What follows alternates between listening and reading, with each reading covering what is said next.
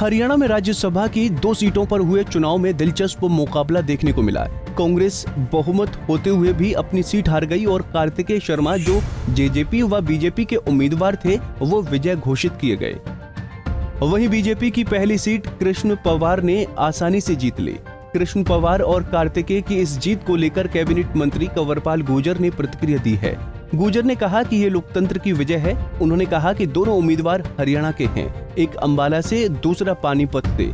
दोनों का हरियाणा को लाभ मिलेगा, दोनों हरियाणा में उपलब्ध रहेंगे।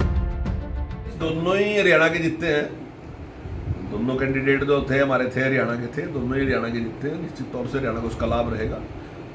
एक पानीपत से और एक अंबाला से, तो यहाँ के लोगों को निश्चित तौर से लाभ रहेगा, उपलब्ध रहेंगे, मिलते रहेंगे उन्हें लाभ। मैं समझता हूँ कि शायद कार्यशाला रखी उन्होंने कोई भी, उन्होंने केवल अपने कैंडिडेटों को वहाँ पे इकट्ठे करके छुपा के रखा हुआ था। कार्यशाला नहीं, हमारी जो थी वो एक दिन की हमारी कार्यशाला थी। हमने दिन में 2-3 बार सारा का सारा जो प्रोसेस था उसको हमने पूरा किया। हमने देखा कि ऐसे ऐसे ऐसे ऐसे करना। अब आप देखते हैं कि चलो भले ही वो वोट कैंसिल नहीं, लेकिन जैसे ही बीबी बत्रा जी ने वोट दी तो उसी समय एकदम सबने इतराज कर दिया कि आपने गोपनीयता भंग कर दी। श्रीमती किरण चौधरी ने वोट दी, तब भी इसी प्रकार का हुआ।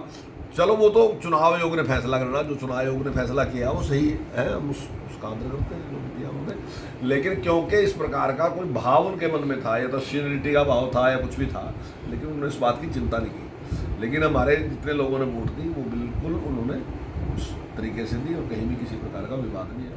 वहीं कंवरपाल गुर्जर ने कहा कि कांग्रेस ने कोई कार्यशाला नहीं रखी थी, उन्होंने सिर्फ अपने विधायकों को छुपा रखा था। हमने ट्रेनिंग दी थी। उन्होंने कहा कि बीबी बत्रा और किरण चौधरी ने जैसे ही गोपनीयता भंग की, हमने ऐतराज किया, लेकिन उन वोटों को रद्द नहीं माना गया। वहीं गुर्जर ने बताया कि कैसे बीजेपी और कार्तिकेय शर्मा की जीत हुई। मीडिया तो बहुत ही कह रहा था कि ट्रेनिंग की क्या जरूरत है, ट्रेनिंग के लिए शायद कोई घबराहट है, लेकिन माननीय मुख्यमंत्री ने हर उसकी एक स्ट्रेटेजी बनाई कि कौन वोट किसको डालेगा, और ये बिल्कुल स्ट्रेटेजी बनाया कि किसने किसको वोट देनी और किसने डबल वोट देनी, मतलब सेकंड चॉइस किसने देनी, किसने सेकंड चॉइस नहीं देनी। ये सारा कुछ हमने बैठ के वहाँ फाइनल किया था और उसी के आज परिणाम है। क्योंकि जैसे 2 वोट कैंसिल है और 2 वोट कैंसिल होने के बाद 88 वोट बचे। 1 वोट की जो वैल्यू है वो 100 है, और जो 100 वैल्यू है तो इसलिए 8800 वोट बन गए। अब जीतने के लिए क्या चाहिए? जीतने के लिए चाहिए 1/3 से ज़्यादा, और 1/3 से ज़्यादा बढ़ता है 2934। अगर 2934 वोट मिलती है तो कैंडिडेट जीत जाता है।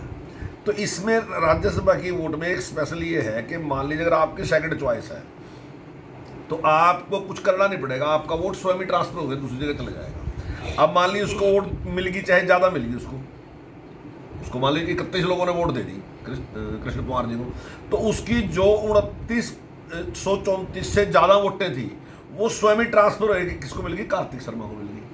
अब इनको जैसे 29 इसको वोट मिली थी, अपना अजय माकन जी को मिली थी और कार्तिक जी को मिली थी, क्योंकि ये वोट जो थी ये ट्रांसफर होगी इधर आएगी, और इसलिए इनको, उनकी वोट 29 थी और इनकी वोट जो बढ़ के थी वो 2966 बढ़ गई। तो इसलिए पॉइंट से जो था कार्तिक शर्मा जो है वो चुनाव जीत गए। गुर्जर ने जीत का क्रेडिट मुख्यमंत्री मनोहर लाल को दिया। उन्होंने कहा कि मुख्यमंत्री ने रणनीति बनाई कि कौन किसे वोट डालेगा, सेकंड चॉइस में किसका नाम रखना है, ये सब उसी का परिणाम है कि कार्तिकेय शर्मा विजय रहे। यमुनानगर से सुरेंद्र मेहता, पंजाब केसरी टीवी। हमसे जुड़े रहने के लिए हमारे YouTube चैनल को सब्सक्राइब करें और नई वीडियो की नोटिफिकेशन के लिए बेल आइकॉन को दबाएं। अगर आप ये वीडियो Facebook पर देख रहे हैं तो लाइक जरूर करें और ज्यादा से ज्यादा शेयर करें। धन्यवाद।